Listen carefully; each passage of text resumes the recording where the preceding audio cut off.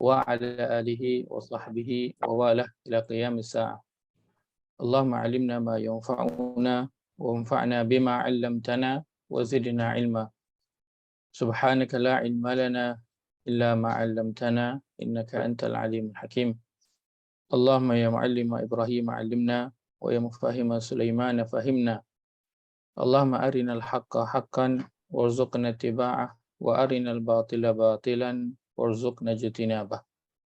اللهم إنا نسألك حبك وحب من يحبك وحب عمل يقربنا إلى حبك يا رب العالمين.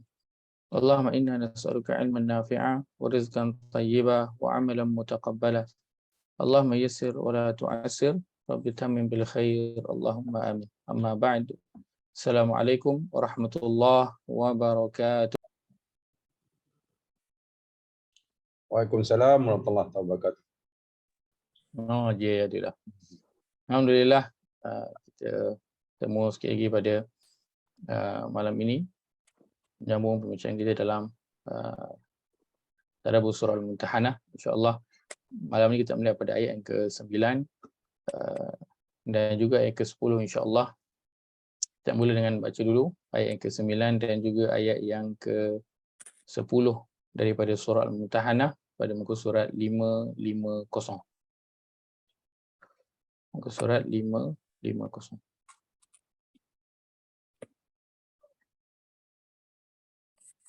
Ayat 9 dan juga ayat yang ke-10 insyaAllah. Baik. Haji ada ke Haji Zainal je ada? Ada Haji Ustaz? Zainal je. Haji ada ke? Ada Ustaz. Ada, baik. Okey. Baik, bismillah. Allah berfirman, A'udzu billahi minasyaitonir rajim. A'udzu billahi minasyaitonir rajim. إنما ينهاكم الله عن الذين قاتلوكم في الدين وأخرجوكم من دياركم إنما ينهاكم الله عن الذين قاتلوكم في الدين وأخرجوكم من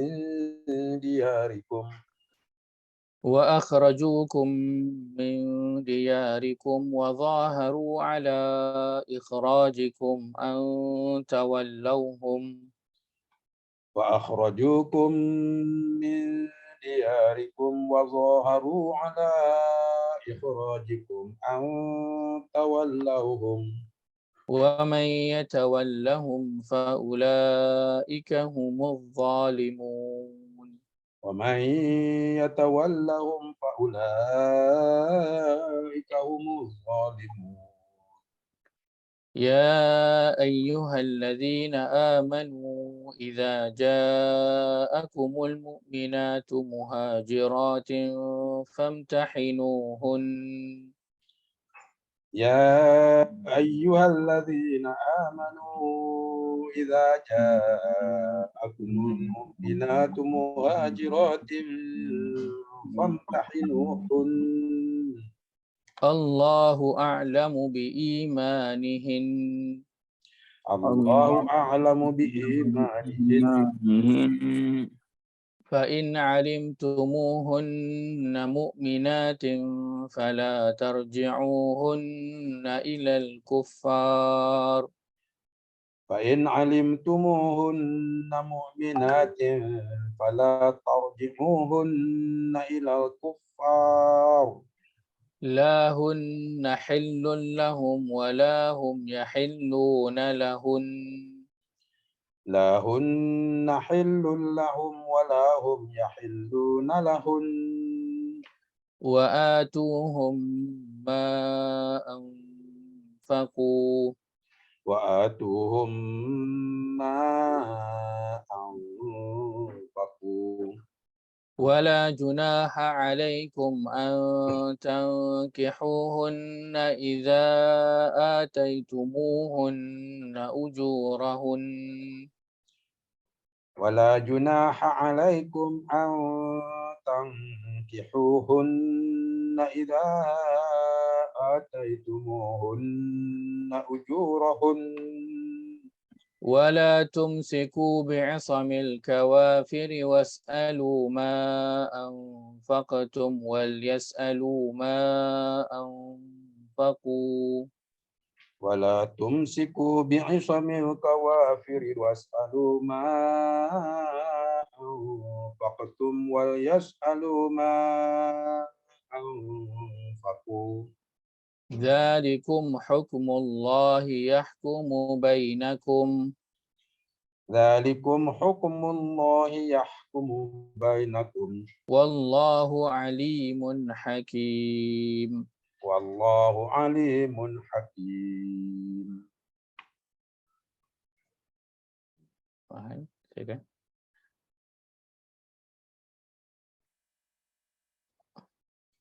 Ayat 9 Ustaz kan? Ayat 9 betul? Sesungguhnya Allah hanyalah melarang kamu daripada menjadikan orang yang memerangi kamu kerana agama kamu sebagai teman rapat dan mengeluarkan kamu dari kampung halaman kamu serta membantu orang lain untuk mengusir kamu. Ingatlah, sesiapa yang menjadikan mereka teman rapat, mereka itulah orang yang zalim. Ayat 10 di bawah caption perlakuan terhadap wanita mukmin yang memasuki daerah Islam. Wahai orang yang beriman, apabila wanita-wanita yang mengaku beriman datang berhijrah kepada kamu, maka ujilah iman mereka. Allah lebih mengetahui akan iman mereka. Sekiranya kamu telah mengetahui bahawa mereka beriman, maka janganlah kamu mengembalikan mereka kepada orang yang kafir. Mereka tidak halal bagi orang kafir itu sebagai isteri, dan orang kafir itu pula tidak halal bagi mereka sebagai suami. Serta berilah kepada suami-suami yang kafir itu apa yang mereka telah nafkahkan, yakni mahar yang telah dibayar. Tidaklah menjadi kesalahan sekiranya kamu berkahwin dengan mereka, yakni wanita-wanita yang berhijrah itu, apabila kamu memberi kepada mereka maharnya. Dan janganlah kamu, wahai orang Islam, tetap berpegang kepada akad perkahwinan kamu dengan perempuan-perempuan yang kafir. Dan mintalah kembali mahar yang kamu telah berikan. Serta biarkanlah mereka, yakni suami-suami yang kafir itu, meminta balik apa yang mereka telah nafkahkan. Demikianlah hukum Allah yang ditetapkannya antara kamu. Ingatlah, Allah Maha mengetahui, lagi Maha bijaksana. Baik. Ayat ke-9 dia adalah sambungan daripada ayat yang ke-8, iaitulah tentang siapakah dia golongan yang orang Islam ini boleh berurusan ataupun berkawan dengan mereka. Kerana pada ayat pertama terdapatnya larangan, tetapi pada ayat yang ke-8 ini setelah terjadi peristiwa Asma binti Abi Bakar, maka disebutkan bahawa ayat yang ke-8 itu diturunkan tentang pengecualian orang-orang berurusan dengan orang-orang yang kafir. Maka pada ayat yang ke-9 ini Allah kata innama yanhaakumullah 'anil ladzina qataluukum fid din. Sesungguhnya Allah hanyalah melarang kamu daripada menjadikan teman rapat orang-orang yang memerangi kamu kerana agama kamu. Dia berlawanan dengan ayat yang ke-8 tadi yang sebutkan bahawa tidak ada masalah, tidak ada halangan untuk kamu berkawan dengan ataupun berhubungan silaturahim dengan orang yang dia tidak memerangi kamu kerana agama kamu. Dan juga dalam ayat sebutkan dan mengeluarkan kamu dari kampung halaman kamu.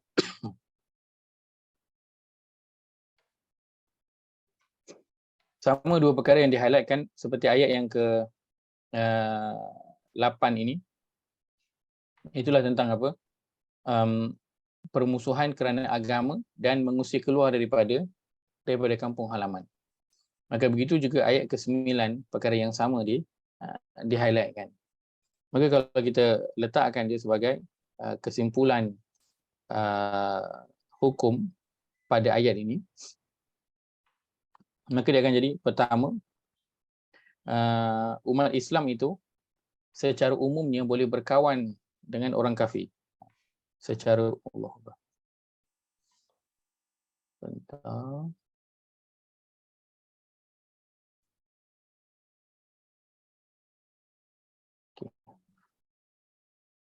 secara umumnya boleh berkawan dengan orang belum Islam, belum ada guna bukan Islam, selagi mana kita letakkan 3 perkara. Yang pertama, tidak memusuhi atau memerangi kerana agama. Ini penting. Dia bermusuh dengan kita bukan kerana agama. Kalau musuh kerana perniagaan ke, itu tak apa lagi lah. Kan? Tapi kalau permusuhan itu adalah kerana agama, maka dia tidak dibenarkan. Yang kedua, tidak mengusir atau menghalau orang Islam. Dia tidak mengusir ataupun menghalau. Perkara yang sama disebutkan pada ayat yang ke-8. Cuma tambahan pada ayat yang ke-9 ini adalah pada poin yang ketiga, iaitulah dia tidak membantu orang lain untuk menzalimi orang Islam. Ini poin yang ketiga ini perlu diberi perhatian. Tambahan daripada ayat yang ke-8. Mungkin orang tu dia tak memusuhi Islam, contohnya kan. Dia tidak mengusir orang Islam, akan tapi dia bantu orang lain untuk apa? Untuk menzalimi orang Islam. Kan macam kos-kos besar di dunia yang apa? Yang dia jadi tukang supply, kan? Dia jadi tukang apa? Sponsor, kan? Bagi belanja keuangan, belanja senjata, kan? Dan sebagainya. Dia membantu orang lain untuk menzalimi orang Islam. Dia directly tak buat, tapi dia bantu orang lain untuk menzalimi orang Islam. Maka atas 3 perkara ini perlu diberi perhatian jika nak berkawan. Kalau tak ada 3 perkara ni, maka ia boleh dilakukan. Bolehlah nak berkawan dengan orang bukan Islam. Baik. Kenapa? Kerana sudah tentu para musuh itu, Allah sebutkan dalam Al-Quran, permusuhan itu kadang-kala dia tidak terjelma, dan kadang-kala dia terjelma dengan minimumnya dengan perkataan, dan Allah peringatkan tentang perkara itu. Dan seperti mana yang kita lihat yang kebelakangan ini terjadi di negara kita ini, betapa agama Islam ini dipertikaikan, diejek, dibuat apa, jadi bahan lawak, dipertikaikan dan sebagainya. Dan orang berani kutuk, orang berani mengecam, orang berani memaki agama sama ada Allah atau Rasul ataupun agama Islam itu sendiri. Dan kita lihat Allah sebutkan pada surah yang ke-3 ayat ke-118. Surah ke-3 ayat 118. Muka surat 65.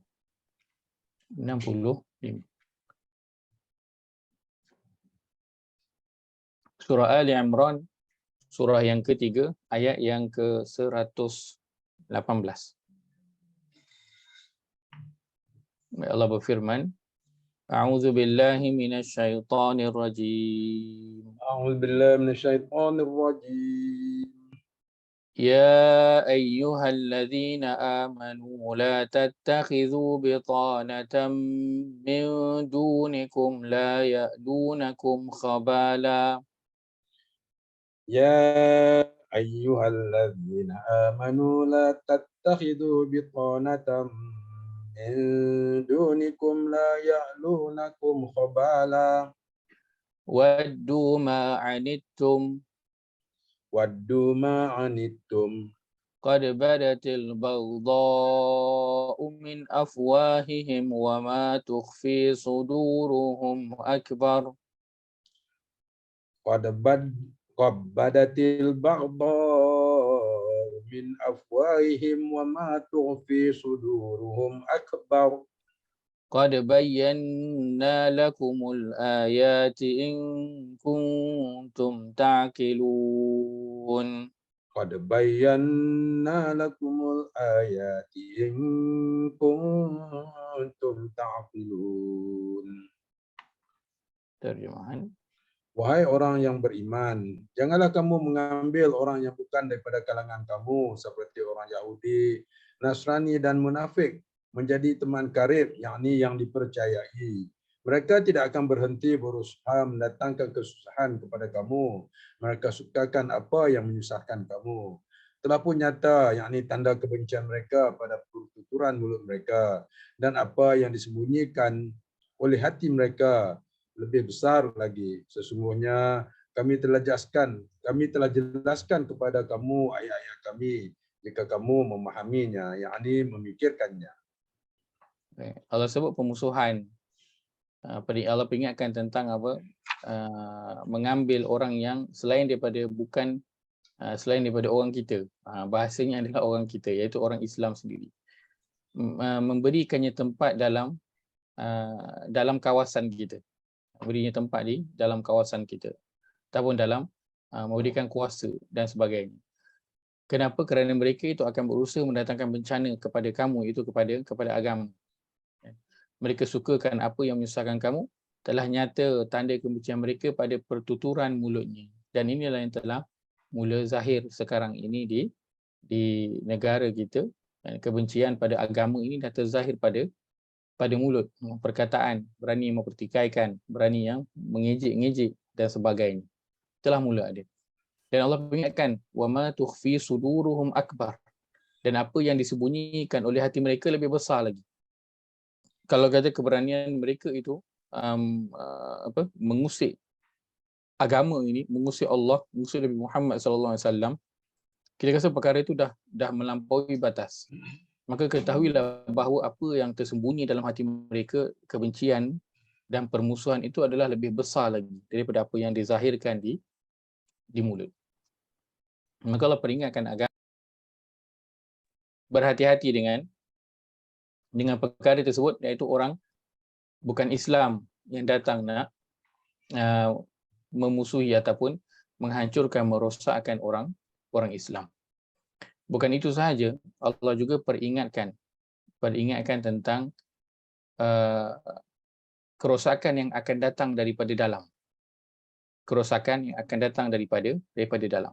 Ayat tadi itu adalah orang luar yang kita ambil jadi orang dalam. Akan tetapi ini adalah kerosakan yang dibuat daripada dalam. Kita lihat pada surah An-Nisa, surah yang keempat, ayat yang ke-88. Muka surat 92. Muka surat 92, surah An-Nisa, surah yang keempat, ayat yang ke-88.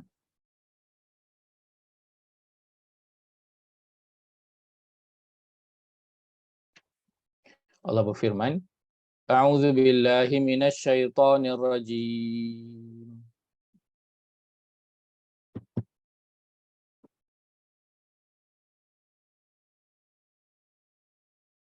Tak dengar suara je ya? Ada ke? A'udzu billahi minasyaitonir rajim.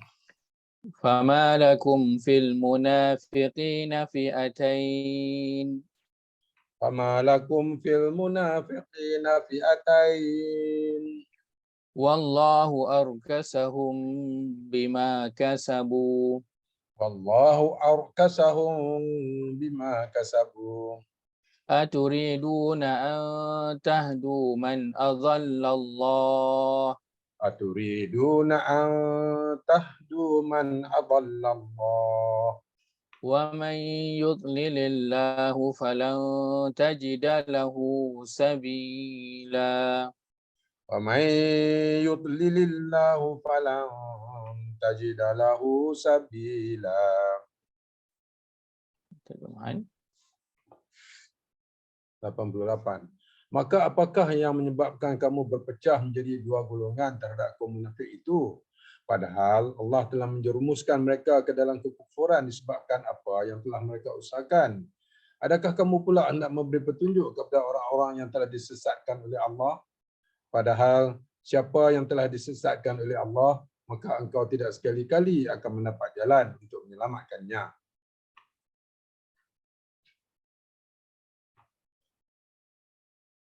Allah sebut di permulaan ayat tu, fama lakum fil munafiqina fi'atain.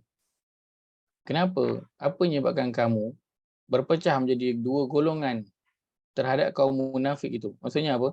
Kenapa kamu ni dengan orang munafik itu berjaya membuatkan kamu pecah menjadi dua golongan, dua grup? Beritahu kepada kita apa? Bahawa orang munafik ini, orang ada orang dalam ke orang luar, dia adalah orang dalam. Usahanya apa? Usahanya untuk nak memecah belahkan kesatuan yang ada di dalam sesuatu tempat orang Islam itu sendiri. Dan ini kalau kena lihat banyak pada sejarah di Madinah, kan, dan antaranya yang besar adalah fitnah yang terjadi kepada Aisyah radhiyallahu anha. Kan, itu dimulakan oleh siapa?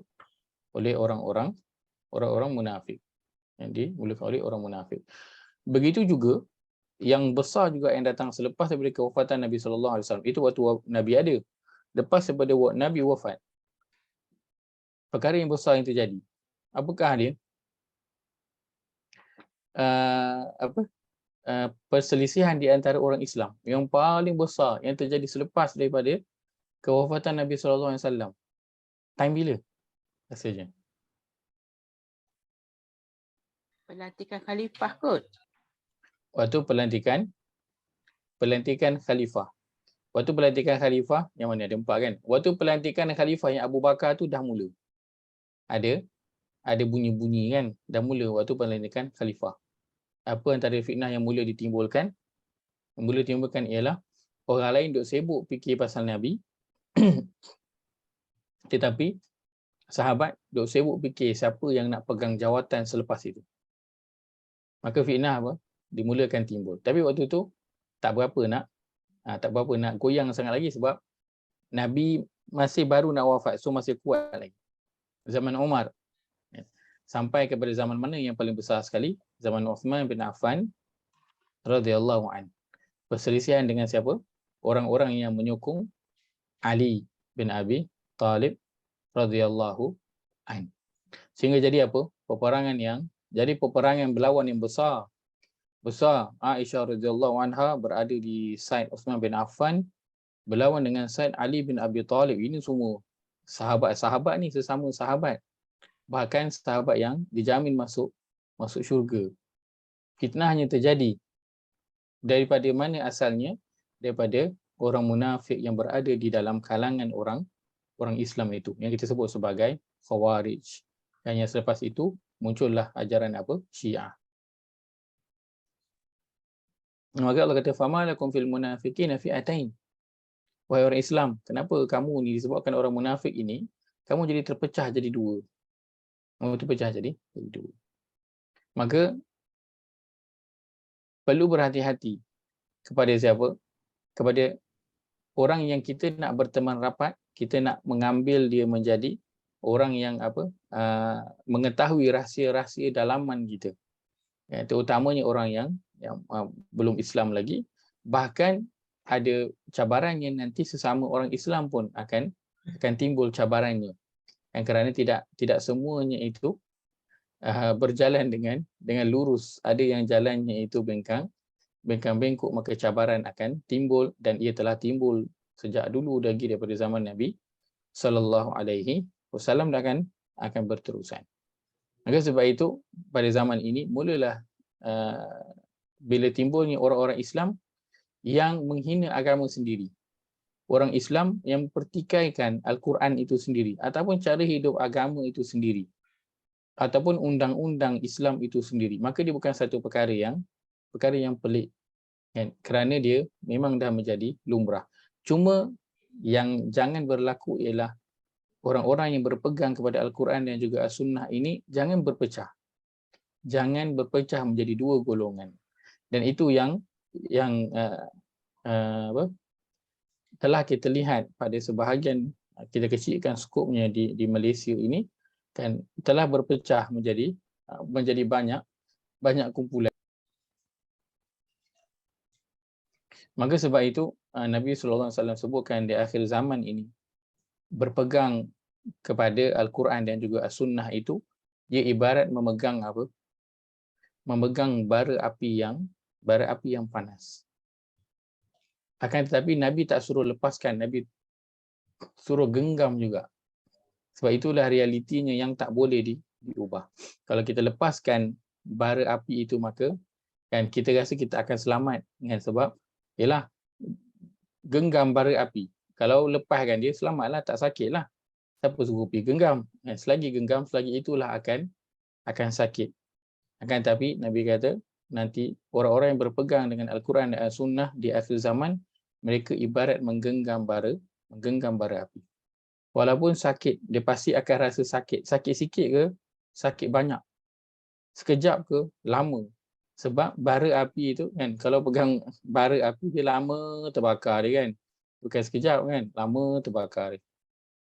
Tapi kena buat apa? Masih lagi kena pegang. Walaupun dia sakit, kerana itu sahajalah jalan yang selamat. Ustaz, Ya saya. kenapa Nabi mencontohi ataupun mengatakan bahawa sekiranya berpegang dengan Quran ni dia sakit? Kenapa sakit? Kenapa pula sakit tak? Kalau kita dah Kenapa? memang orang Islam, kenapa Nabi boleh kata kalau peganglah dengan Quran tu sekuat-kuatnya kan? Walaupun Ustaz kata tadi, walaupun kita ibaratkan macam pegang bara api tu, dia sakit lah kan? Kenapa pula kalau Betul. pegang dengan Quran tu kita sakit tak? Kenapa kalau pegang Quran dan As-Sunnah itu kita sakit kan? Mungkin kita sendiri pun pernah lalui, dan mungkin bukanlah kita nak claim kita ni betul-betul berpegang kepada Al-Quran dan juga As-Sunnah kan. Akan tapi kalau kita lihat dalam kehidupan kita, bila kita mula nak berpegang kepada Al-Quran dan juga As-Sunnah, ada tak cabaran-cabaran yang datang? Itu Sama Ada ada daripada ujian. ujian sama ada daripada diri sendiri, daripada pasangan, daripada ahli keluarga, daripada kawan, ada tak datang? Mesti akan ada cabaran bila seorang tu dia nak mula berpegang dengan Al-Quran dan juga As-Sunnah. Simple je.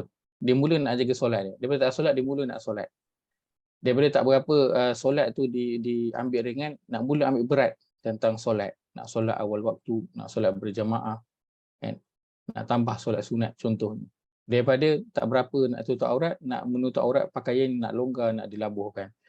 Daripada sumber rezekinya itu tak berapa nak bersih, dia nak bersihkan daripada sumber-sumber yang haram ataupun syubhah. Pasti akan berdepan dengan cabaran. Bila berlaku cabaran ni? Bila dia nak berpegang dengan Al-Quran dan juga As-Sunnah.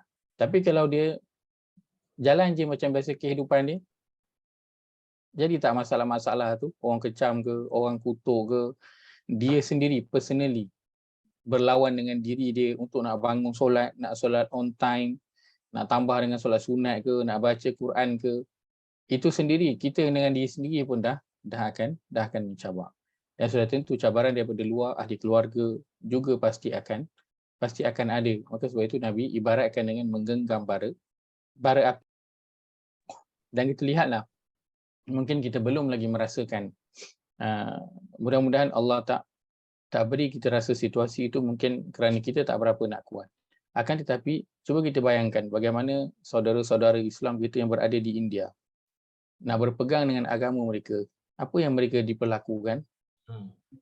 Dipukul kan, teruk berdarah-darah, bahkan ada yang sampai luka teruk, ada yang sampai mati. Kenapa? Kerana hanya mereka adalah orang Islam. Kalau ketika itu dia kata saya keluar daripada Islam, dia kena seksa tak? Tak kena. Tapi kenapa dia kena seksa? Sebab dia masih lagi nak berpegang dengan agama Islam. Yang pakai tudung, kan ada video viral seorang wanita di India, dia pakai tudung. Dikerumuni oleh lelaki-lelaki yang nak mencabut tudung dia. Kalau dia buka aja tudung dia, lelaki-lelaki itu akan memperapa-apakan dia? Tak ada. Tapi kenapa dia diperapa-apakan? Sebab dia pakai tudung. Maka nak mengamalkan Al-Quran dan juga Sunnah di akhir zaman diibarat menggenggam bara api. Dan kalau kita masih lagi belum merasakan susah kita kemana nak mengamalkan Al-Quran dan juga As-Sunnah, maka pertama kita bersyukurlah kepada Allah SWT, dan yang kedua kita kena pertingkatkan lagi kerana mungkin belum betul-betul berpegang dengan Al-Quran dan juga As-Sunnah. Maka siapa yang nak berpegang dengan Al-Quran dan Sunnah, maka itulah dia Nabi sebutkan seperti menggenggam bara api. Di akhir zaman ini kerana dia akan menjadi satu perkara yang susah untuk dilakukan, dan kita sudah mula nampak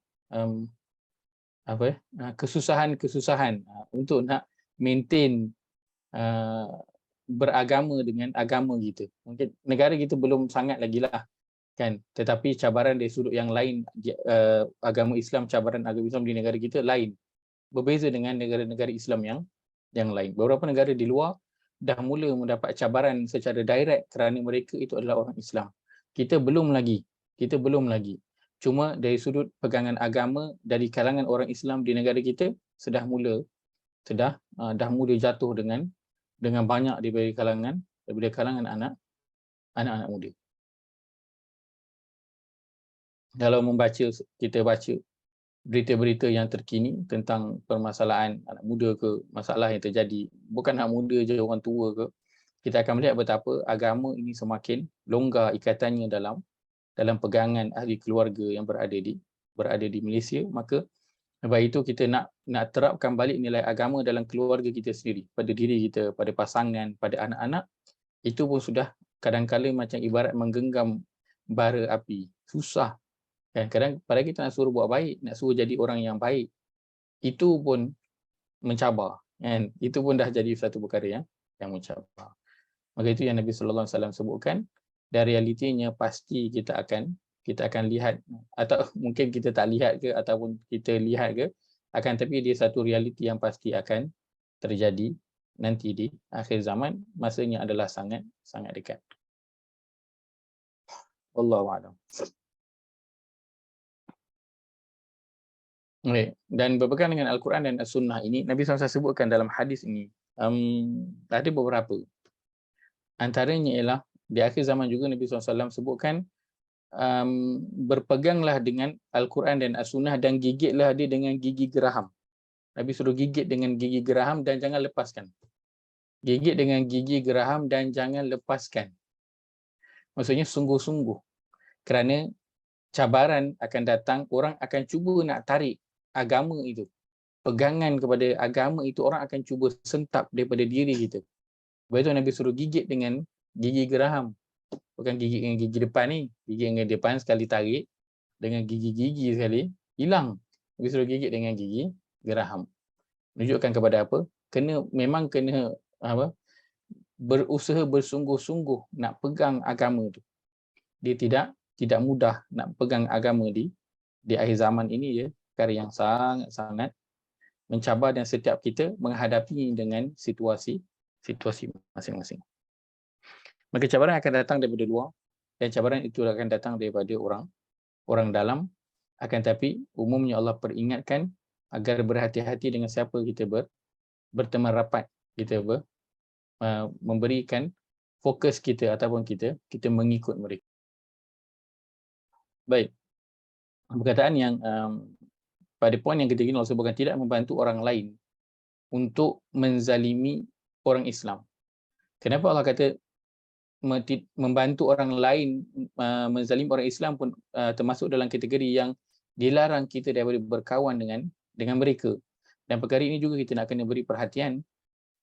Kenapa? Kerana Allah sebutkan, kita lihat pada surah yang kelima ayat ke-51 tentang orang yang dia membantu ataupun dia membantu orang lain untuk menzalimi orang Islam, ataupun dia berteman rapat dengan orang tersebut. Surah yang kelima ayat yang ke-51, muka surat 117.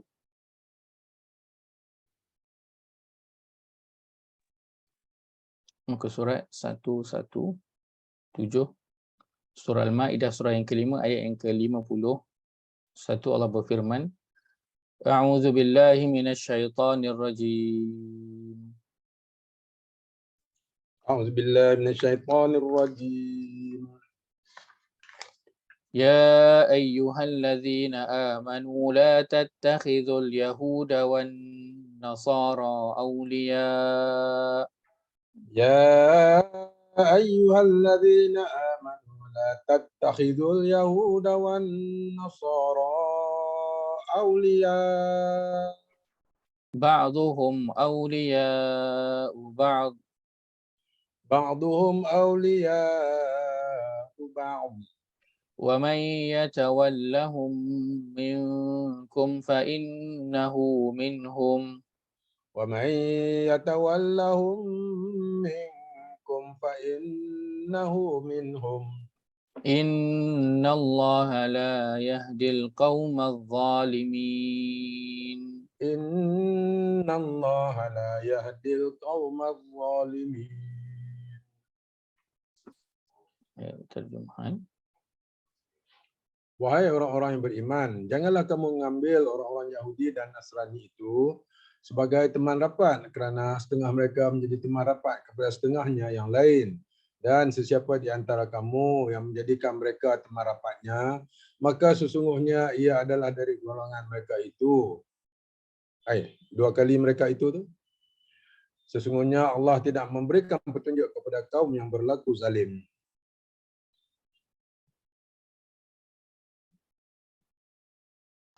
Baik, Allah peringatkan dalam ayat ni secara umumnya. Jangan mengambil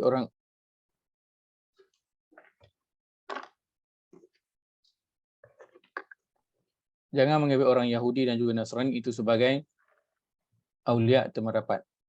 Kenapa? Kerana sebahagian mereka itu adalah teman rapat kepada sebahagian mereka yang lain. So kita tak payah join lah. Kalau kita join, salah satu ke mereka, dua-dua itu adalah sama sahaja. Dan poin kita adalah di sini Allah sebutkan wa may tawallahu minkum fa innahu minhum. Dan sesiapa di antara kamu yang menjadikan mereka teman rapatnya, maka sesungguhnya ia adalah dari golongan mereka itu. Dua kali, mereka itu. Baik. Siapa yang dia menjadikan orang bukan Islam itu sebagai teman rapat, maka Allah kata apa? Mereka sebahagian daripada orang bukan Islam itu. Maka kalau orang bukan Islam itu Allah tak redha kepada mereka, maka kita yang kawan dengan mereka pun akan jadi apa? Allah tak redha. Kalau mereka itu nanti Allah janjikan tempat kembalinya adalah neraka. Maka kita pun macam mana? Tempat kembalinya juga adalah sama. So Allah kata apa? Wa may tawallahum minkum fa innahu minhum. Siapa yang di antara kamu yang menjadikan mereka itu teman rapat, maka sungguhnya ia adalah dari golongan mereka itu. Dia sama sahaja. Sebab itu Nabi sallallahu alaihi wasallam sebutkan dalam hadis, man tashabbaha biqaumin fa innahu minhum. Siapa yang dia menyerupai satu kaum itu, maka dia sebahagian daripada kaum tu. Kalau kaum tu Allah laknat, kaum tu Allah tak redha, kaum tu Allah murka, maka dia pun sama termasuk. Walaupun dia Islam, yang dia ikut itu bukan orang Islam. Sama. Dan perkataan ya tawallahum ini, selain daripada teman rapat, ia juga masuk memberi sokongan. Dia memberi sokongan. Dia mengidolakan orang tersebut. Maka kalau yang diberi sokongan itu, yang diidolakan itu adalah orang bukan Islam, maka dia pun termasuk sekali daripada kalangan orang itu, yang mana apa hukum yang Allah akan berikan kepada mereka, maka kita sekali pun termasuklah dalam itu. Maka sebab itu, ini peringatan yang perlu diambil bersungguh-sungguh. Kerana mungkin kita tak berkawan, berteman rapat secara fizikal dengan orang bukan Islam. Tetapi kita menyokong ideologi orang bukan Islam. Kita mengikut cara hidup mereka. Kita mengidolakan mereka. Maka itu juga termasuk dalam apa? Menjadikan mereka itu sebagai awliya, teman rapat, orang yang ditaati. Termasuk. Walaupun mungkin kita bukan selalu lepak dengan dia, minum, ngeteh ke, datang beraya ke, travel sekali ke, apa benda tak. Dia tak kenal kita. Dia tak kenal pun kita. Kan? Kita kenal dia dan kita mengidolakan dia. Kita menerima, mengakui ideologi dia. kita menyokong dia, maka kita juga termasuk daripada kalangan mereka. Maka kalau Allah tak redha dengan orang tersebut dan murka kepada dia, maka kita juga mendapat perkara yang sama walaupun kita adalah orang Islam. Kenapa? Kerana Allah sebutkan wa may yatawallahu minkum fa innahu minhum. Dan siapa yang di antara kamu yang menjadikan mereka sebagai teman rapat dia, orang yang dia sokong, orang yang diidolakan, orang yang diikut, maka sesungguhnya ia dari golongan mereka itu. Dan Ya saya. dalam keadaan macam ni, kesimpulan hukuman nombor 3 tu tidak membantu orang lain untuk menzalimi orang Islam. Jadi Arab Saudi tak bantu. Arab Saudi berkawan baik dengan Israel sekarang ni. Dan Israel do lanyak Palestin. Kita berkawan baik dengan Arab Saudi. Ini kok mana cerita ni Ustaz? Baik. Kalau kata kita berkawan baik dengan Arab Saudi itu kerana dia pergi tolong Israel, kita sekalilah.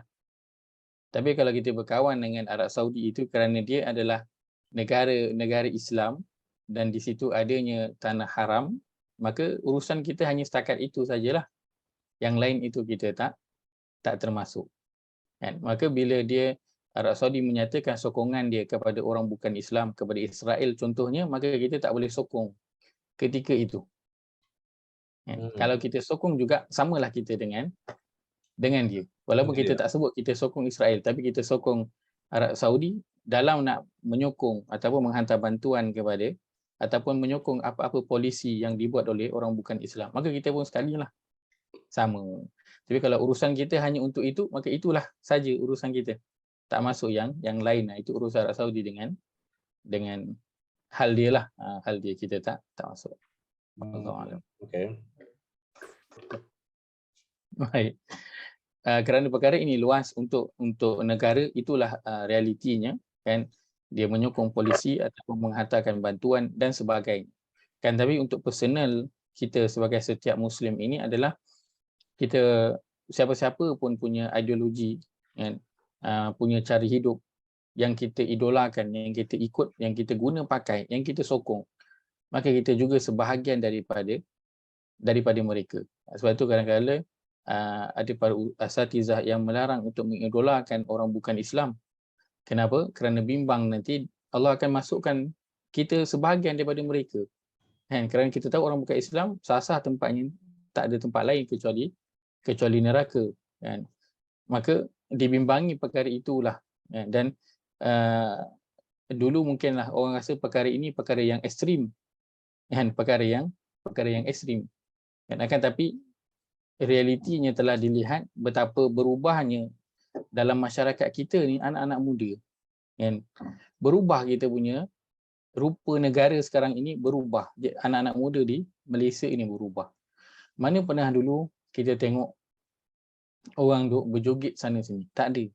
Sekarang bukan saja orang muda, sampai ke orang tua pun berjoget sana sini. Dah tak ada rasa segan, dah tak ada rasa malu dah. Bermula dengan apa? Bermula dengan mengidolakan, mengikut je orang bukan Islam tu. Akhirnya apa? Akhirnya dah jadi perkara yang biasa dah di Malaysia ini sekarang ini. Dan bayangkan ke depan nanti lagi. So generasi yang sekarang ini, yang dah mula dah biasakan dengan menari, bayangkan kalau nanti mereka ada anak. Apa ni akan buat dengan anak dia? Sama. Sekarang pun dah ada. Mak dengan anak sama sekali. Anak ada budak lagi, sama sekali. Naik dengan dia. Kan? Lepas itu Allah larang. Ini bukan cerita tentang negara. Ini cerita, ini bukan ayat yang Allah turunkan untuk pemimpin negara je, bukan. Ini bukan ayat tentang saya ni. Ini ayat untuk menteri-menteri, untuk adun, untuk ahli parlimen. Bukan. Ini ayat untuk kita. Setiap orang Muslim.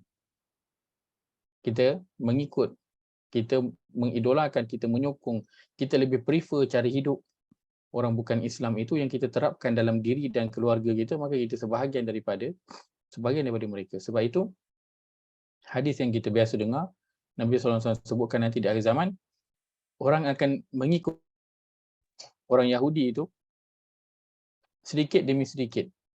Kan, sejengkal demi sejengkal, sehasta demi sehasta, sampai nanti dia masuk lubang biawak pun kita akan terjun juga masuk. kita akan terjun juga masuk sekali. Realitinya kan, kita boleh nampak tak, kalau dulu macam pelik kan, masuk lubang biawak kecil, maksud dia buat perkara yang macam tak faham apa, kita pun boleh, kita mesti tak buatnya, tapi realitinya ikut tak orang kita? Ikut.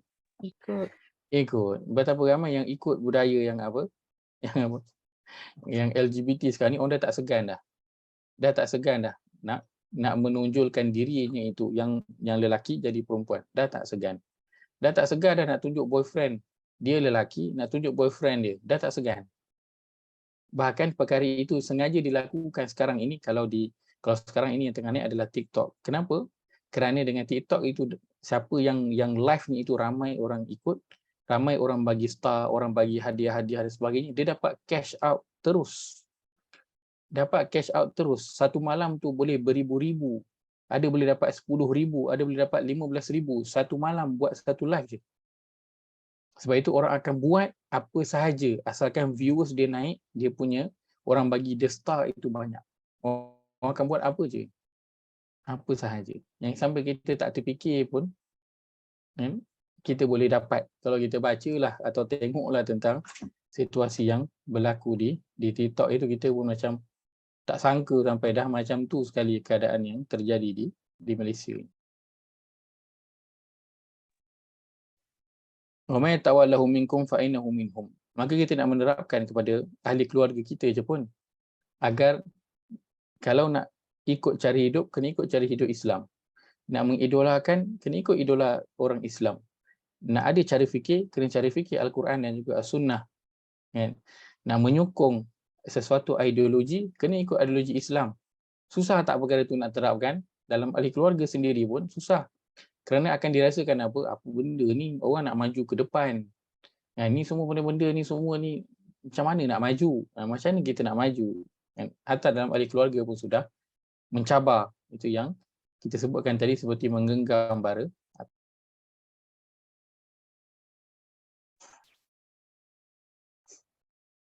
Yes, last sentence tu, Allah mahu tahu kepada orang yang zalim, Ustaz. Ayat yang terakhir, sebutkan penghujung ayat ni, innallaha la yahdi al-qaumaz zalimin. Sesungguhnya Allah dia tak memberi hidayah kepada siapa? Orang-orang yang zalim. Siapa yang dimasukkan dengan orang yang zalim dalam ayat ni? Orang yang tadi, yang ikut puak-puak tadi ya. Orang beriman yang ambil orang Yahudi dan juga Nasrani itu sebagai aulia. Maka mereka ini daripada orang beriman telah bertukar namanya kepada az-zalimin, orang-orang yang jadi orang zalim ya. Orang yang zalim akhirnya. Dan orang yang zalim ini kesannya apa? Allah dah tak bagi petunjuk kepada dia. So siapa yang menghijab diri dia daripada dapat petunjuk? Allah ke? Orang lain? Tak. Diri dia sendiri yang menghijab. Jadi yang mana yang ikut DAP apa semua tu dah kira menzalimi diri sendiri lah. Telah menzalimilah diri dia sendiri. Macam sebut politik. Macam dia jual petunjuk, dia beli kesesatan macam tu lah Ustaz Betul. Dia tak akan mendapat hidayah ke lepas tu. La yahdi. Allah, okey baik. Di sini Allah tak sebut lan. Allah tak sebut lan. Kalau lan itu dah masuk, tidak sekali-kali akan dapat. Sini la. Maksudnya masih lagi ada peluang lah untuk dapat peringatan. Allah masih akan bagi. Cuma dia tak sama macam sebelum ni. Dia tak sama macam sebelum ini. Baik, contohnya kalau sekarang telinga kita macam ni. Sama tak telinga ini bunyi yang masuk yang kita dengar bila kita pakai tudung? Sama tak bunyi dia? Kurang sikit lah. Kurang sikit. Kalau pakai serban tutup sini. Sama tak? Kurang dengar sikit. Kan? Baik, satu lapisan. Bila dia pakai helmet, dengar lagi ke ataupun makin lagi tak dengar? Makin kurang. Makin lagi tak dengar. Dia pakai earphone. Dia pakai tudung, dia pakai helmet. Dengar tak? Lagi tak dengar. So, itulah ibarat peringatan akan sampai. Tapi bila orang tu dia zalim pada diri dia, akan ada tutupan pada telinga dia, pada hati dia. So, peringatan yang sampai... Tuli pekat bisu tu. So, peringatan yang sampai ayat 18. Betul. Kesan dia tak sama macam sebelum ini. Tak sama. Peringatan tu tak akan sampai tapi kesan dia tak sama. Dia kena beri lebih perhatian daripada sebelumnya. Kalau sebelum tu tak ada tutupan, bunyi sikit je dia boleh dengar. Tapi bila dah start ada satu yang tutup, dia perlu betul-betul bagi perhatian, baru dia boleh nak dengar bunyi itu. Maka peringatan Allah tetap akan bagi kepada orang yang zalim. Akan tetapi dia sendiri perlu lebih berusaha nak kena buka mata, besarkan mata. Nak nampak peringatan yang datang daripada Allah itu. Kalau tidak, dia akan teruslah tak nampak peringatan demi peringatan yang Allah berikan itu. Akhirnya, jadilah dia masuk dalam kalangan orang-orang yang tidak lagi diendahkan oleh Allah Azza wa Jalla. Dan dia merasakan hidup dia okey je. Sebab apa? Tak ada orang yang datang tegur, dia rasa okey je lah. Dia rasa apa yang dia buat tu betul lah. Sebab tak ada orang yang tegur. Tapi masalahnya apa? Masalahnya ialah dia yang dah tutup telinga. Sebab tu dia tak dengar orang yang datang tegur dia. Baik. Itu Allah sebutkan juga kalau kita tengok pada ayat 52. Allah umpamakan apa? Fataral ladzina fi qulubihim marad. Dalam pada itu engkau lihat orang-orang yang ada penyakit dalam hati dia. Maka akan mula timbul dalam hati dia apa? Penyakit. Mula timbul dalam hati dia penyakit. Maka itu pada awal surah Al-Baqarah itu Allah kata apa? Fi qulubihim maradun fazadahumullahu marad. Hati mereka ada penyakit. Allah bagi lagi peringatan, akan tetapi dah susah nak dapat. Akhirnya apa? Bertambah-tambahlah sakit dalam hatinya itu. Akhirnya apa? Walahum azabun alimun.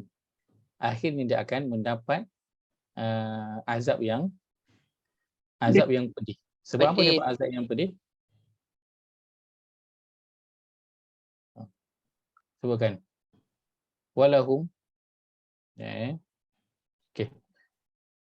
Walahum azabun alimun bima kanu yakzibun. Dengan apa yang mereka dustakan.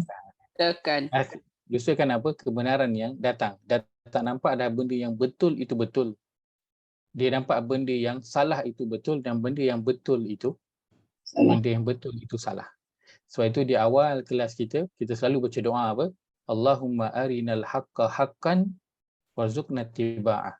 Ya Allah, berilah kami ini lihat sesuatu yang benar itu adalah benar. Dan rezekikan kami untuk ikut. Dan perlihatkanlah kepada kami sesuatu yang batil itu adalah batil. Dan rezekikan kami untuk jauh daripada perkara itu. Kenapa? Kerana dibimbangi nanti kita akan jadi orang yang yakzibun. Akhirnya mendustakan yang benar dan membenarkan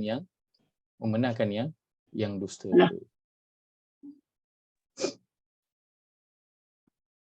Baik. Maka ini ayat yang ke 9 yang mengkhususkan hubungan orang Islam dengan orang bukan Islam. Dikhususkan daripada ayat yang pertama. Ayat pertama tu umum. Ayat ke-8, 9 dikhususkan sikit untuk beberapa golongan daripada orang bukan Islam ataupun orang belum Islam yang kita boleh nak berurusan dengan mereka. Boleh berurusan dengan mereka tapi tetap ada apa? Tetap ada limit dia. Tetap kena ingat dia punya limit. Ustaz. Assalamualaikum Ustaz. Assalamualaikum Jizana, silakan. Mungkin ini ayat 9 ke? Ayat ke-9 betul. Kalau dia pergi dari segi bahasa lah, tawadauhum tu. Okey. Dia kata apa? Kawan, teman. Betul. Wa man yatawallahum, baik. Teman. Tapi ada lagi di lain-lain tempat dalam ayat kursi makna daripada aulia lah. Aulia tawalla sama ke? Sama. Aulia mengatakan apa ni, selain pada teman rapat lah, pemimpin, kata jadi pemimpin, jadi pelindung ke, penolong ke. Betul. Jadi yang jadi kendaki lain-lain ayat, lain-lain terjemahan. Tidak. Maksudnya itu semuanya sama. Perkataan aulia itu masuk dalamnya pemimpin, masuk dalamnya pelindung, masuk dalamnya teman rapat. Baik, kenapa? Bukan terjemahannya berbeza. Akan tetapi Allah sengaja memilih perkataan aulia yang ada semua maksud ini. Sebab apa? Sebab ada yang baca ayat ini, dia adalah orang yang berada dalam kepimpinan. Maka dia kena beri perhatian, perkataannya adalah pemimpin. Ada yang baca ayat ini, dia adalah orang yang sedang berada dalam kesusahan contohnya, maka dia nak cari pelindung. Ada yang baca, dia adalah orang biasa macam kita ni semua. Maka kita kena tahu siapa yang boleh kita berteman rapat, siapa yang kita tak boleh. Maka semua makna ni ada dalam perkataan al-awliya. Maka sebab itu Allah pilih perkataan awliya, teman rapat. Sebab sedangkan perkataan kalau nak sebut pemimpin, ada perkataan yang lain dalam hadis kan Nabi sebut kullukum ra'in. Setiap daripada kamu adalah pemimpin. Boleh guna perkataan ra'in, tapi Allah tak guna. Pelindung, ada perkataan nasir, kan? Nasir, pelindung, orang yang memberi bantuan, tapi Allah tak guna. Teman rapat, ada bahasa dalam Quran Allah gunakan dalam ayat yang lain qarin, teman rapat, tapi Allah tak guna. Allah guna perkataan aulia sebab semua ada dalam makna. Aulia itu semua ada. Dan dia sesuai dengan konteks siapa sahaja yang membaca ayat yang berkaitan dengan perkara ini. Jadi dan perkara ini penggunaan ayat ini untuk memilih pemimpin politik kalau pemimpin yang tidak menyokong Islam lah. Ya, kalau dia menzahirkan pemusuhan dia kepada agama, maka tak boleh disokong.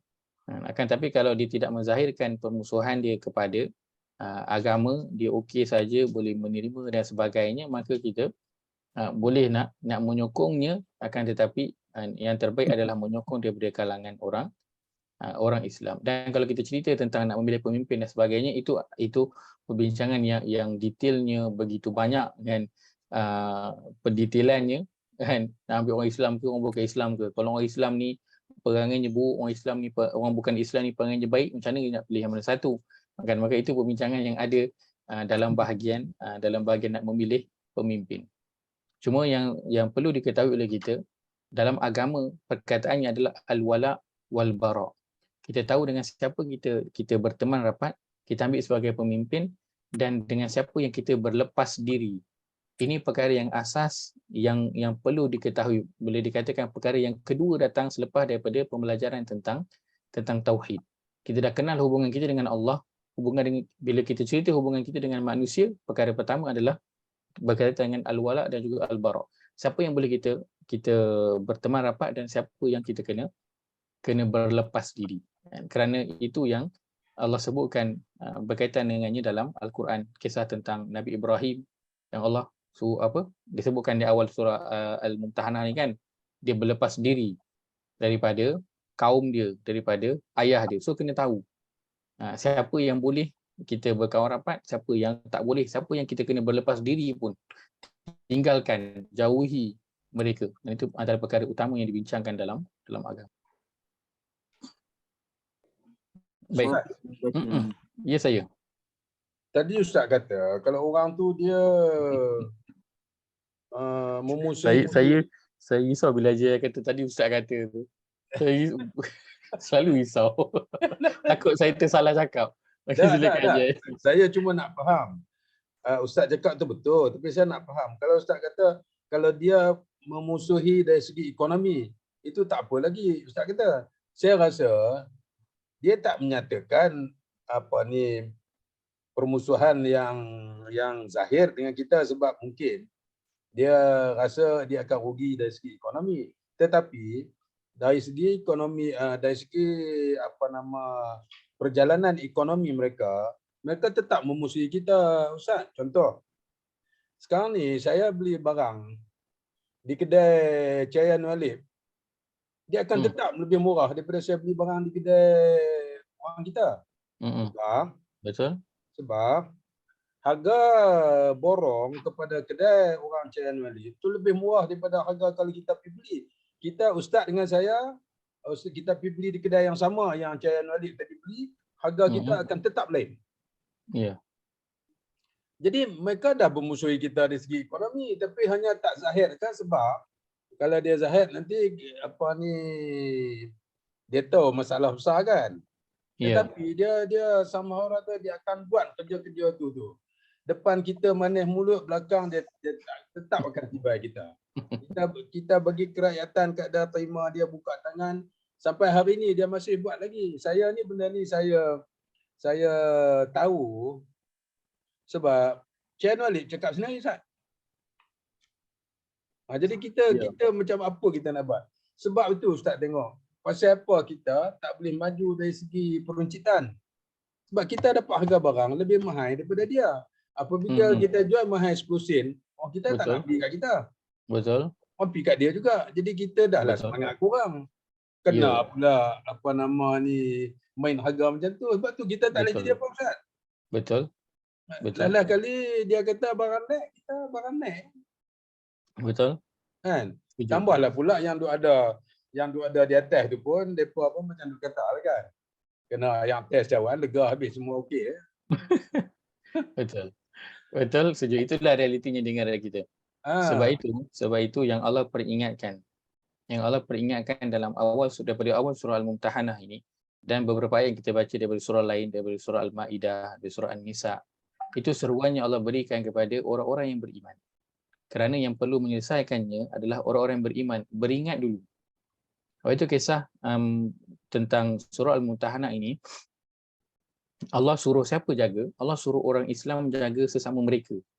Iaitu Hatib bin Abi Balta'ah nak pergi bocorkan rahsia kepada, umpamalah dianggap nak bocorkan maklumat kepada orang bukan Islam.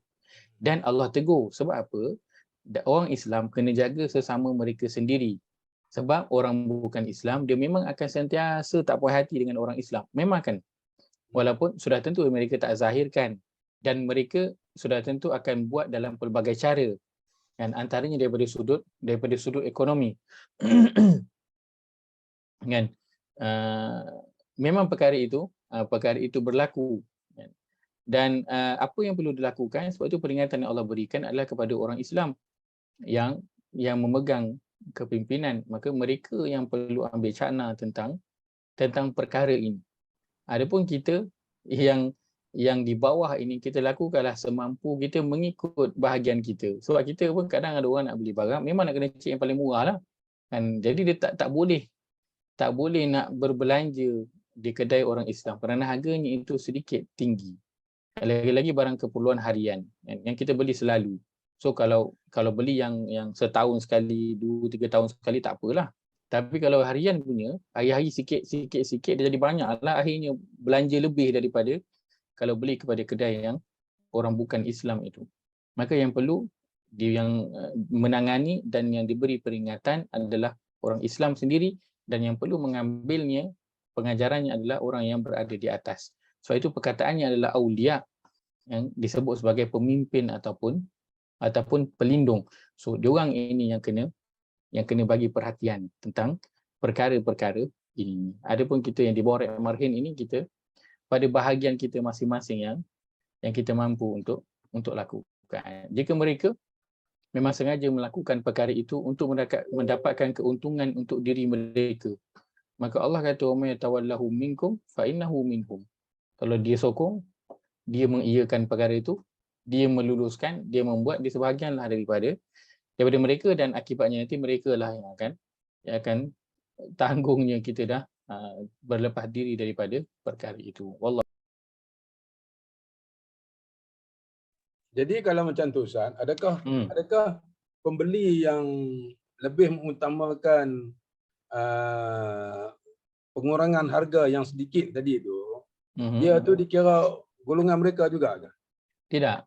Kerana kita mengikut kemampuan kita lah, dan kita tak mampu nak beli tempat yang mahal sedikit, kan. Kita mampu nak beli tempat yang murah itu. Maka bukanlah kita nak menyokong, tapi sebab kita memerlukan itu. Memang kita memerlukan itu. Seperti mana dulu para sahabat, ketika di Madinah itu, barang dagangan yang datang daripada Syam itu bukan daripada orang Islam, daripada orang bukan Islam, tapi beli sebab dia adalah keperluan. Nak dapat daripada mana? Dari situ dapat. So kenalah beli juga. So tak apalah, kita bukan masuk bahagian kita menyokong mereka. Tapi kita tak ada kemampuan nak berbelanja di tempat yang lebih. Adapun kalau kita mampu, maka belilah pada yang tempat yang sedikit mahal. Mudah-mudahan kita bayar sedikit mahal itu niat kita untuk nak menyokong orang Islam. Niatkan Islam, jangan niatkan bangsa Melayu, kerana kalau niat bangsa Melayu tak ada apa-apa nilai nanti di sisi Allah. Tapi kalau kita beli kerana niat kita nak menyokong orang Islam, maka akan ada nilai yang besar di sisi Allah Azza wa Jalla. Walaupun usaha kita tu tak ada benda kesan pun, tak nampak pun kesan dia, kan? Tapi bukan itu yang kita kisahkan. Yang dikisahkan oleh Allah adalah usaha yang kita cuba nak lakukan. Baik, ayat ke-10. Menjawab ayat ke-10 ke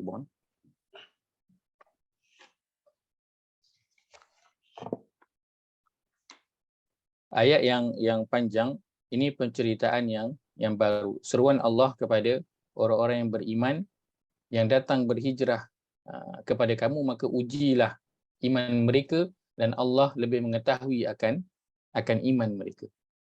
Baik, asbabun nuzul. Kita sebutkan sedikit tentang asbabun nuzul ayat ini.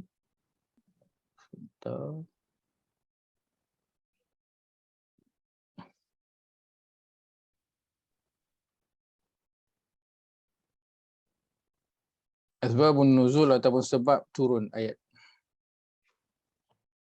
Baik. Sebab penurunan ayat ini selepas daripada perjanjian Hudaibiyah yang berlaku pada tahun 6 Hijrah.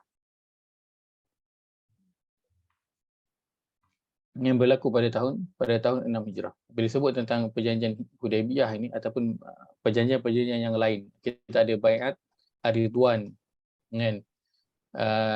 Saya teringat firman Allah dalam Al-Quran itu, laqad radiyallahu 'anil mu'minina idh yubayyi'unaka tahta asy-syajarah. Sesungguhnya Allah telah redha kepada orang-orang yang beriman yang berbai'ah dengan kamu di bawah sepohon pokok. Bawah sepohon pokok. Itu Allah sebutkan dalam surah Al-Fathi, surah yang ke-48. Ini saya nak sebutkan bila teringat tadi Ajaya bertanya tentang kenapa Nabi sebutkan nak berpegang dengan Al-Quran dan Sunnah ini ibarat nak memegang, seperti menggenggam bara api. Pokok yang menjadi yang menjadi tempat berlakunya bai'ah yang Nabi sallallahu alaihi wasallam lakukan dengan orang yang beriman ketika itu. Bila berlalunya masa sehingga sampai pada zaman pemerintahan Umar Al-Khattab, maka sampai berita kepada Umar Al-Khattab, ada orang-orang yang telah mula pergi ke pokok itu dan mula berdoa dan mengambil berkat daripada pokok itu. Sama ada dia berdoa kat situ, dia usap ke, dia ambil sikit daun ke, batang pokok, kulit pokok itu ke, ranting sikit ke, dia solat dekat situ ke, dia berdoa dengan perantaraan pokok itu ke, ala kulli hal orang dah mula membuat sesuatu dengan pokok ini. Maka apa yang dilakukan oleh Umar Al-Khattab, yang dilakukan oleh Umar adalah dia memerintahkan agar pokok itu ditebang. Ditebang. Lalu ditebanglah pokok itu. Kalau kata perkara itu terjadi sekarang, adakah itu satu keputusan yang popular yang akan mendapat sokongan ramai orang Islam di Malaysia ni, kita sebutkan. Kecilkan skop Malaysia je.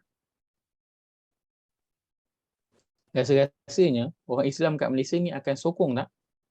Ataupun akan mempertikai perbuatan itu? Rasa-rasanya. Kena saman lagi. Kena saman lagi. Bukan saja dia tak sokong, dia saman lagi. Akan tetapi kenapa Umar Al-Khattab melakukan keputusan yang tak popular itu, yang tak disukai ramai? Kenapa? Kerana yang Umar Al-Khattab lebih pentingkan adalah akidah umat Islam. Akidah umat Islam, tauhid.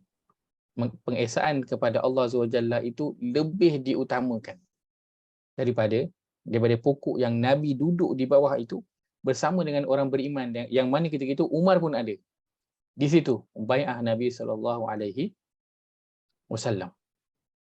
Maka kalau kata sekarang kan, nak berpegang kepada akidah yang benar mengikut kepada Al-Quran dan juga As-Sunnah, nak berpegang kepada tauhid yang hanya mengesakan Allah SWT dan buang semua segala bentuk-bentuk yang orang ambil keberkatan daripada segala macam bentuk sekarang ini, maka dia ibarat menggenggam bara api. Apatah lagi nak menegur orang yang melakukan perkara tersebut, dia lebih lagi ibarat menggenggam bara api.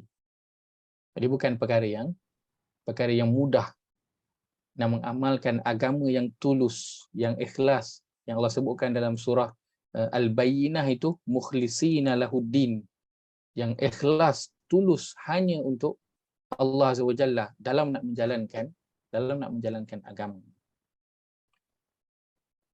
Maka itu perkara yang antara, kalau kita boleh lihat bagaimana di akhir zaman ini menggenggam bara api. Susah nak mengamalkan agama dengan amalan ataupun akidah yang ikhlas, hanya yang tulus hanya kepada Allah SWT. Sebab betapa ramai sekarang ini orang dah mula mengambil berkat daripada pelbagai benda. Betul tak? Kalau pokok tu ada sekarang, confirm orang akan ambil berkat dengan pokok itu, confirm. Orang akan hiaskan pokok itu, orang akan duduk di situ menziarahi pokok itu, berdoa kat situ, sebagaimana yang sekarang ini di Malaysia. Di Malaysia dah mula tersebar perbuatan. Dah mula. Orang dah mula anggap perkara itu biasa. Dah mula. Kalau Umar lakukan ketika ini, maka pasti akan mendapat kecaman.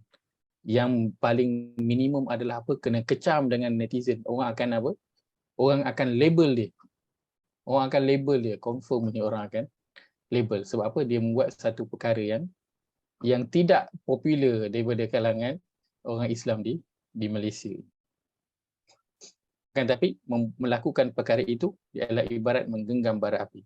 Nak menggenggam apa?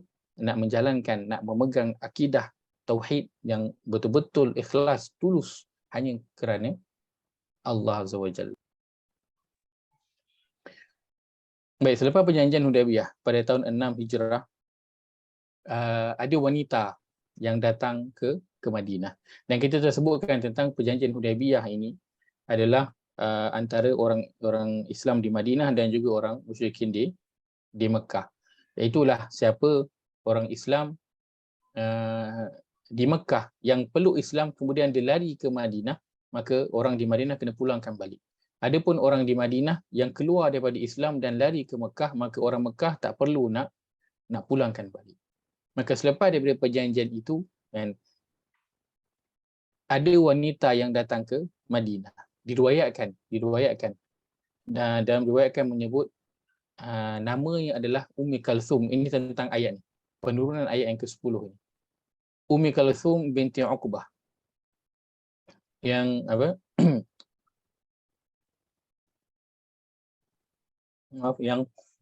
yang telah memeluk Islam. So bila dia dah peluk Islam, dia pun larilah ke Madinah nak minta perlindungan.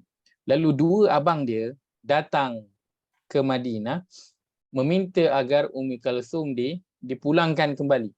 Sebab perjanjian Hudaybiyah dah kata macam tu, siapa yang peluk Islam datang ke Madinah kena pulang, kena pulang balik. Kan berbeza. Sebelum itu, sebelum daripada kejadian ini, ada seorang lelaki, kalau tak silap saya namanya Abu Jandal. Abu Jandal. Pelik sikitlah nama dia, kita tak biasalah nama. Nama dia Abu Jandal. Dia telah Islam di Mekah dan dia diseksa di Mekah. Lalu dia lari ke Madinah minta perlindungan. Akan tapi apa yang terjadi? Nabi terpaksa memulangkan dia ke Mekah sebab dah ada perjanjian. Baik. Maka datang dua orang abang Ummi Kalthum ini ke Madinah nak minta dikembalikan adiknya itu. Akan tetapi kali ini Nabi SAW tak membenarkan, tak kembalikan Ummi Kalthum itu. Lalu dua orang abang dia ni mempertikaikanlah mengenai perjanjian Hudaibiyah tu. Diingatkan Nabi, bukankah dah janji kalau orang Mekah datang ke Madinah kena pulangkan balik? Lalu Nabi SAW mengatakan bahawa yang ditulis di dalam perjanjian Hudaibiyah itu adalah lelaki, bukan wanita. Kerana perkataan yang digunakan di situ adalah perkataan yang berbentuk lelaki. So tak masuk dalam tu wanita. Maka Nabi pun tidak memulangkanlah Ummul Kalsum kepada dua abangnya yang nak bawa balik ke Mekah. Berbeza dengan apa yang terjadi sebelum itu, Abu Jandal yang Nabi kembalikan dia ke Mekah. Kenapa Nabi tak kembalikan Ummul Kalsum ini ke Mekah? Kerana Ummul Kalsum dia adalah seorang wanita. Jadi secara umumnya, secara semula jadinya seorang wanita, dia lebih lemah berbanding dengan lelaki. Maka Nabi SAW bimbang yang Ummul Kalsum ini akan diapa-apakan oleh suami dia ke, oleh abang dia yang tadi itu ke, ataupun akan diapa-apakan oleh kabilah dia. Jadi dia bimbang tentang perkara. Sebab kalau cerita tentang kabilah, ini memang cerita yang lain daripada yang lain. Kan kita ada dengar berita Allahumma salli Muhammad yang berlaku di Afghanistan kalau tak salah saya. Dia tak lama juga perkara ini terjadi. Yang seorang wanita tu dia datang nak membeli pakaian, nak beli baju. Lepas tu dia tak cukup duit nak bayar. Yang tu yang dia yang orang meniaga tu ada buat benda yang tak elok dengan dia tu Esther. Lalu peniaga tu cakap apa? Dia kata boleh kalau tak cukup duit ni boleh settle. Tapi dia suruh minta untuk tunjuk muka. Tunjuk muka dan rambut dia lah kan, sebab kat sana dia orang tutup dia orang punya muka. Maka kat sana untuk tunjuk muka pun dah satu perkara yang besar, apatah lagi tunjuk muka dan rambut lah sekali. Maka perempuan tu pun buatlah begitu kan, dan tanpa disedari laki itu memang dah merakam apa yang dilakukan oleh wanita tersebut dan dia pun sebarkanlah. So jadilah viral kan, di negara itu. Akhirnya sampai ke pengetahuan ayah dia. Apa yang dilakukan oleh ayah dia akhirnya pukul sekali dengan siapa? Kabilah-kabilah dia semua turun. Orang kampung dia semua turun. Memukul wanita itu sampai mati. Maka bila cerita tentang kabilah ni, dia bukan perkara yang main-main dengan Arab kan. Dia memang kalau satu kabilah tu memang selamatlah orang tu. Memang selamat. Maka Nabi bimbang kalau Nabi pulangkan Ummul Kalsum ini ke Mekah, mungkin dia ada suami, ada ahli keluarga. Kalau kabilah dia sekalipun masuk campur, Nabi bimbang akan berlaku sesuatu yang buruk kepada Ummul Kalsum. Lalu turunlah ayat ini yang Allah kata, ya ayyuhallazina amanu idza ja'akumul mu'minatu muhajiratin famtahinuhum. Wahai orang beriman, apabila datang perempuan yang mengaku beriman kepada kamu, datang berhijrah, maka ujilah iman mereka. Allah perintahkan perkara tersebut. Baik. Apa pengajaran pertama yang boleh kita ambil daripada ayat ini? Allah sebut di awal ayat ini adalah apa? Wahai orang beriman, bila datang kepada kamu wanita-wanita yang mengaku beriman, idza ja'akumul mu'minatu muhajiratin.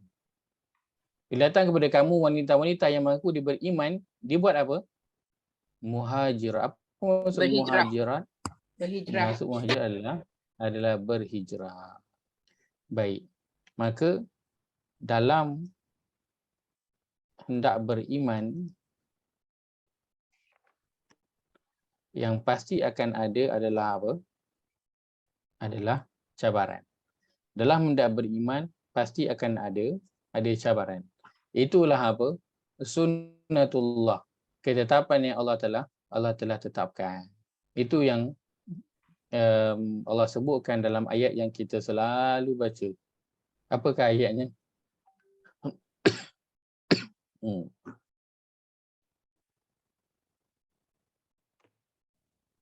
Apa ayatnya? Ayat selalu kita baca. Kalau cerita tentang orang beriman dan juga ujian, inilah ayat dia, tak ada ayat lain. Inilah ayatnya. Tak ada ayat lain. Apakah dia ayatnya? 5, 4, 3, 2, 1. Allah sebutkan, kita lihat surah yang ke-29. Ayat yang kedua. Surah Al-Ankabut, surah yang ke-29, ayat yang kedua. Kita nak baca pada ayat pertama, muka surat 396.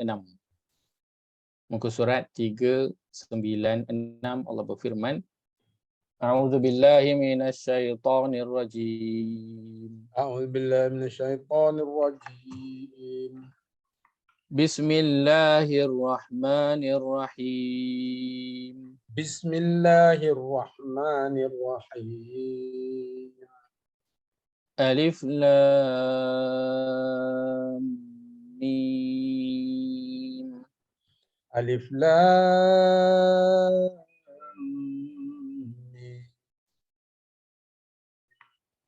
Ahasiban nasu an yutraku an yaqulu amanna wa hum la yuftanun.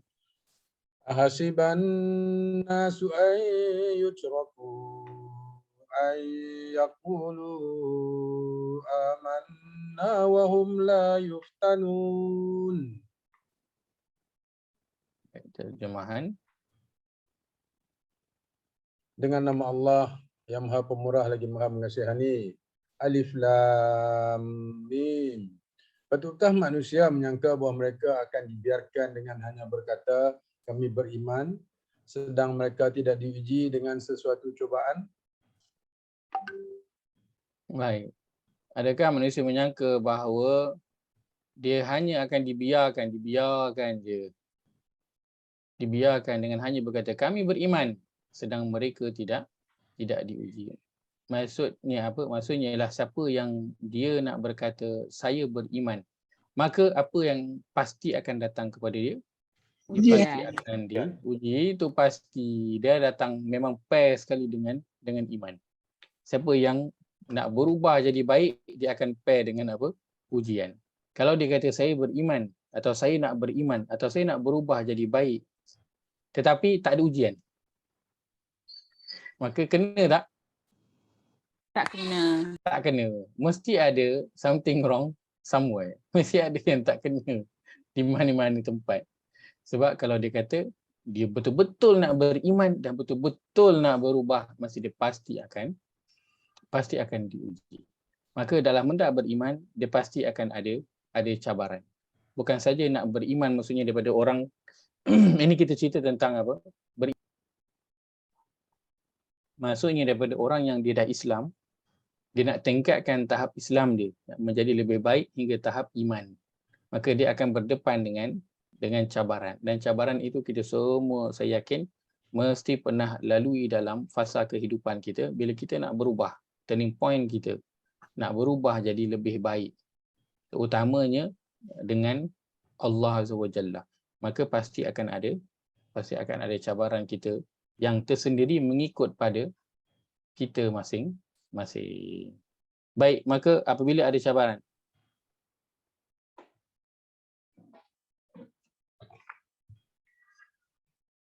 apa perlu dilakukan? Apabila ada cabaran, apa perlu dilakukan? Dalam ayat ini Allah sebut kena apa?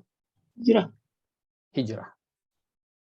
Ummi Kalsum radhiyallahu anha, dan dalam riwayat lain menyatakan adalah beberapa nama lain wanita juga yang berhijrah ke Madinah. Mereka berhijrah itu meninggalkan pasangan, meninggalkan keluarga. Tujuannya apa? Tujuannya hanyalah untuk menjaga agama mereka, itu je. Tak ada tujuan lain. Tapi dalam nak menjaga agama, nak mendapatkan satu tempat yang mereka rasa tenteram, aman untuk nak beramal, Apa yang mereka perlu lakukan?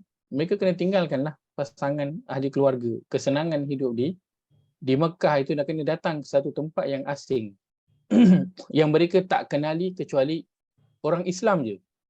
Kan? Namanya orang Islam itu je. Mungkin orang-orang tu pun dia tak kenal pun. Orang Islam itu siapa namanya pun dia tak kenal. Macam kita sekarang, kan, kita pergi daripada kita kat KL, pergi pindah duduk dekat Melaka contoh. Pergi duduk dekat Kedah ke contohnya. Kan? Tak kenal apa orang kat situ. Orang kampung tu tak kenal. Kita tahu ni semua orang Islam, itu je. Yang maka mana lebih kita prefer? Tempat yang asing ataupun tempat kita sendiri? Sudah tentu yang kita prefer adalah hujan batu di negeri sendiri. Walaupun dia adalah hujan batu. Akan tetapi bila kita bercerita tentang agama, perlu ditinggalkan, perlu kepada satu perkara yang disebutkan sebagai pengorbanan. Benda yang klise lah, kita dengar selalulah, tapi itulah realitinya. Bila adanya cabaran, yang perlu dilakukan adalah hijrah. Dan kebetulan kita berada pada awal Muharram ini, dan ceritanya adalah cerita Ma'al Hijrah. And bila cerita tentang Ma'al Hijrah, apa yang kita dalam kepala kita keluar apa? Selain daripada keluar lagu Ma'al Hijrah itu, apa lagi? Cerita je tentang Muharram ataupun cerita je tentang hijrah, awal Ma'al Hijrah, apa yang kita terfikir dalam kepala kita? Dari tak baik kepada baik. Kita akan terfikir daripada tak baik kepada baik. Kita akan teringat kalau Muharram itu, akan teringat kepada apa? Hari Ashura. Kalau hari Ashura, kita akan teringat kepada siapa? Kepada Nabi Musa alaihissalam. Kan? Kita akan teringat pada hijrah Nabi SAW. So bila cerita tentang Muharram, itulah cerita-cerita yang akan kita ingat. Kan? Cerita tentang Muharram itulah cerita-cerita yang akan kita Nabi Nuh. Nabi Ibrahim juga. Kan? Akan tetapi apa perkara yang lain yang perlu kita lihat pada awal Muharram ini? Bulan Muharram ini mengingatkan kita apa? Selain daripada perkara-perkara itu. Selain daripada perkara yang ingat Nabi Musa diselamatkan oleh Allah daripada Fir'aun. Selain kita ingat adanya 10 Muharram, hari Ashura. Selain kita ingat dia adalah bulan yang pertama dalam Islam. Kan apa lagi yang perlu kita, yang bulan Muharram mengingatkan kita? Ini mungkin antara perkara yang perlu kita lihat kembali.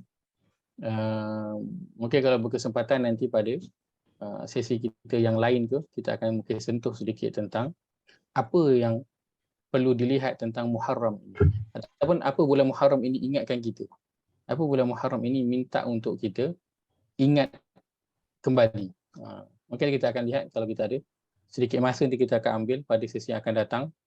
Selasa depan ke ataupun hari Besok ke? Hari Khamis ke? Hari Khamis ke? InsyaAllah kita akan Besok bahasa Arab. Malam besok Ustaz, kelas bahasa Arab tunda. Malam. Kesian Najis dia tunggu bahasa Arab. Kita akan ambil sikit masa nanti insya-Allah. Di masa itu kita melihat kembali sebab kebetulan ayat kita ini tentang muhajirat, tentang wanita-wanita yang berhijrah. Surah yang ke-60 ini ceritanya tentang muhajirat, orang-orang wanita yang berhijrah. Mana ayatnya? Surah ke-60. Okey. Kita gariskan sikit. Muhajirat, wanita-wanita yang berhijrah. Dan surah sebelum ini, surah ke-59, kita dah belajar tentang siapa? Kita dah belajar tentang lil fuqara al-muhajirin. Al-Ansar. Muhajirin juga. Kan? Dan sini bentuknya dalam bentuk lelaki, dalam bentuk maskulin.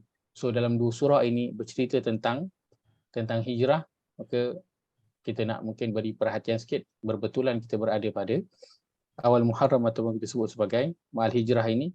Muharram mengingatkan kita tentang apa? Wallahu ta'ala alam. Itu saja saya kongsikan pada malam ini. Moga ada manfaat dapat diambil. Aku qauli hadza wa astaghfirullahal azim li wa lakum. Allahumma ja'al hadza jama'ana jam'an marhuma wa tafarruqana min ba'dihi tafarruqan ma'suma. Allahumma inna na'udzubika min ilmin la yanfa' wa min qalbin la yakhsha' wa min nafsin la tashba' wa min da'watin la yustajabu laha. Amin. ربنا اغفر لنا ولإخواننا الذين سبقونا بالإيمان ولا تجعل في قلوبنا غلا للذين آمنوا ربنا إنك رؤوف رحيم. Amin. ربنا آتنا في الدنيا حسنة وفي الآخرة حسنة وقنا عذاب النار. صلى الله على نبينا محمد وعلى آله وصحبه أجمعين والحمد لله رب العالمين. Kita tutup dengan tasbih kifarah. Subhanakallahumma wa bihamdika asyhadu an la ilaha illa anta astaghfiruka wa atubu ilaih. Minimum satu perkara yang mungkin kita dapat daripada malam ini ialah pada firman Allah, wa may yatawallahum minkum fa innahu minhum. Kita nak berjaga-jaga daripada kita menyokong, kita berteman rapat, kita mengikut ideologi ataupun kita mengidolakan orang yang bukan Islam, kerana kita bimbangi kita akan termasuk daripada kalangan mereka. Jazakumullahu khairan, barakallahu fikum. Terima kasih semua. Assalamualaikum warahmatullahi wabarakatuh. Terima kasih. Waalaikumsalam Ustaz. Terima kasih Ustaz.